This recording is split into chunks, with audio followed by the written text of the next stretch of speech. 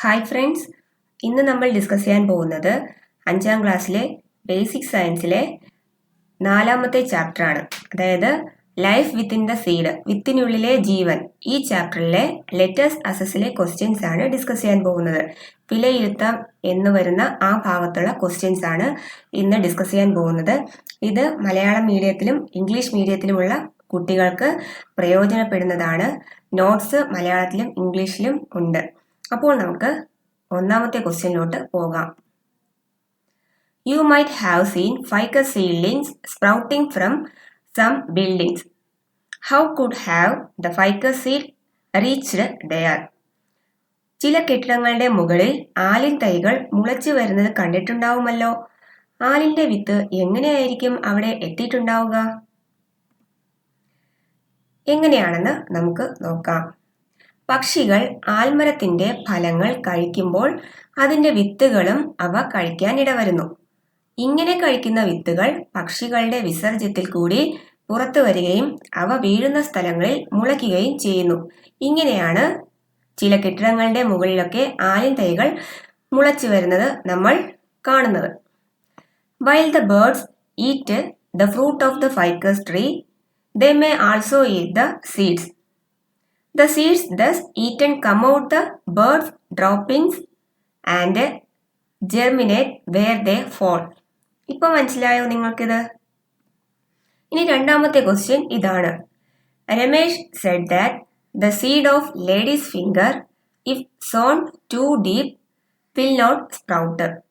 Do you agree with this opinion? Why? വെണ്ട വിത്ത് ആഴത്തിൽ നട്ടാൽ മുളയ്ക്കില്ലെന്ന് രമേഷ് പറഞ്ഞു. നിങ്ങൾ ഈ അഭിപ്രായത്തോട് യോജിക്കുന്നുണ്ടോ? എന്തുകൊണ്ട് യോജിക്കുന്നുണ്ടോ? ഈ അഭിപ്രായത്തോട് യോജിക്കുന്നു. കാരണം വെണ്ടയുടെ വിത്ത് മുളയ്ക്കുന്നതിന് അനുകൂലമായ താപനിലയും വായുവും ആവശ്യമാണ്. നമ്മൾ വളരെ ആഴത്തിൽ നട്ടാൽ അവയ്ക്ക് ഇവ ലഭിക്കുകയുമില്ല, മുളയ്ക്കുകയുമില്ല. അതായത് നമ്മൾ വെണ്ട വിത്ത് നല്ല ആഴത്തിൽ നട്ടാല് ആ വിത്തിന് ആവശ്യമായ ഒരു താപനില അതിന് ലഭിക്കില്ല. പിന്നെ ഈ വിത്ത് മുളയ്ക്കാൻ വേണ്ടിയിട്ട് നല്ല ഓക്സിജൻ ഒക്കെ ആവശ്യമാണ്. അതായത് വായു ഒക്കെ ആവശ്യമാണ്, എയർ ആവശ്യമാണ്. അപ്പോൾ നമ്മൾ വളരെ ആഴത്തിൽ നടുകയാണെങ്കിൽ ഈ ഓക്സിജൻ ഒന്നും അതിന് കറക്റ്റായിട്ട് ലഭിക്കില്ല. അതുകൊണ്ട് അവ മുളയ്ക്കില്ല.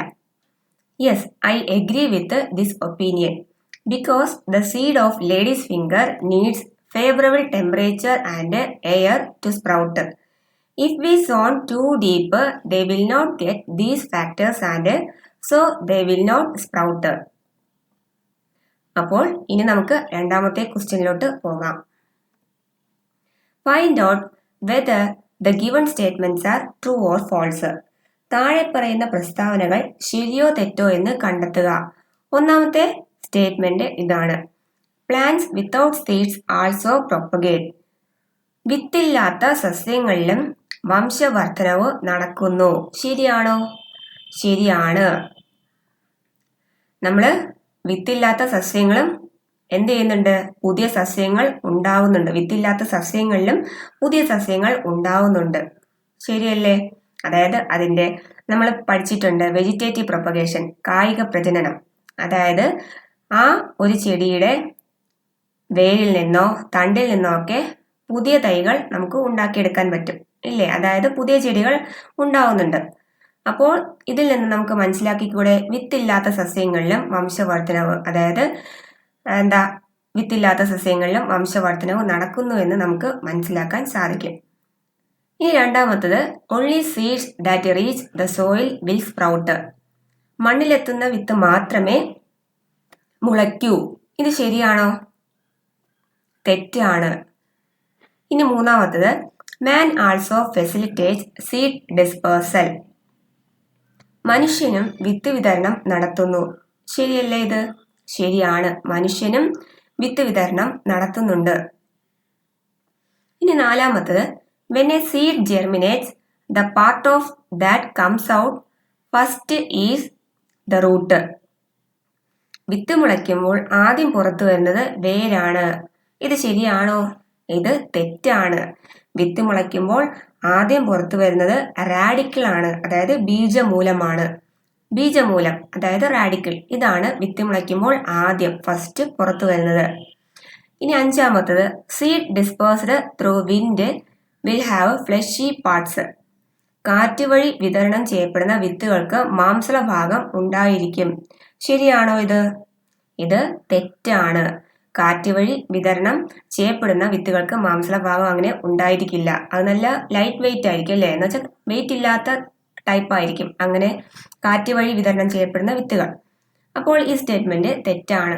ഇനി അഞ്ചാമത്തത്, sunlight is not essential for seed germination. വിത്ത് മുളയ്ക്കാൻ സൂര്യപ്രകാശം ആവശ്യമില്ല. ശരിയാണോ തെറ്റാണോ? ഇത് ശരിയാണ്. ഇനി നമുക്ക് അടുത്ത ക്വസ്റ്റ്യനിലോട്ട് പോകാം.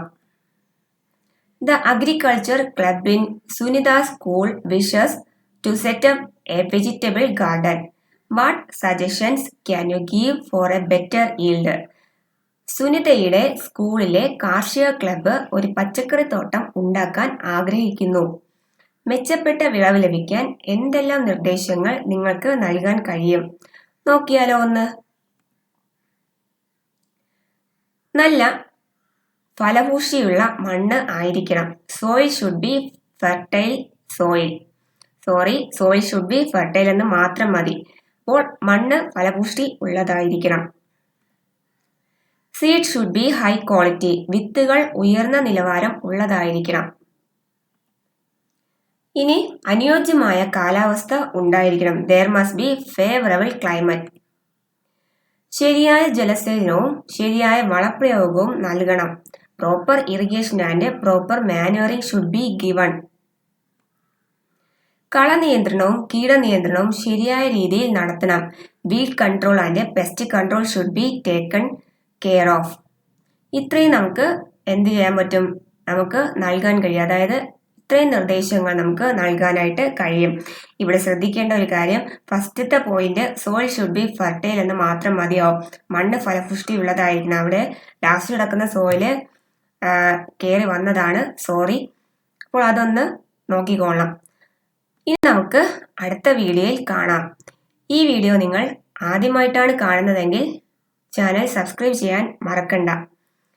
ഈ വീഡിയോ നിങ്ങൾക്ക് ഇഷ്ടമായെങ്കിൽ നിങ്ങളുടെ ഫ്രണ്ട്സിനും ഷെയർ ചെയ്യണം. അപ്പോൾ അടുത്ത വീഡിയോയിൽ കാണാം. അതുവരെ ബായ്.